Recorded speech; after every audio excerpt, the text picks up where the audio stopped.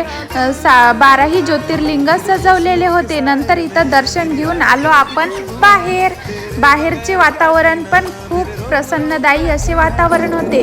नंतर आलो आपण शेगावमध्ये, जे की 2 किलोमीटरच्या अंतरावर होते। नंतर गाडीचा दरवाजा केला बंद आणि शेगावात आल्यावर शेगावची कचोरीनी खाल्ली। तर काय खाल्लं तुम्ही? हे बघा, आम्ही घेतली शेगाव कचोरी। नंतर केला थोडा आराम आणि अभिला केला बाय बाय आणि निघालो काकाच्या घरी जायला।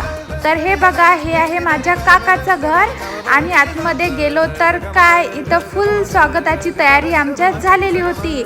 नंतर माझ्या भावाचा होता बर्थडे, तर त्याला दिला आम्ही गिफ्ट आणि निघालो परत जायला। जाता जाता खाल्ला आम्ही इथं फालुदा आणि रोडच्या दिशेने निघालो। ब्लॉग आवडला असेल तर नक्की लाईक, शेअर, सबस्क्राईब करायला विसरू नका। आणि आता आम्ही चाललेलो आहे इथं बाहेर। आजचा ब्लॉग कसा वाटला कमेंटमध्ये नक्की सांगा। बाय बाय, भेटूया नेक्स्ट ब्लॉगमध्ये।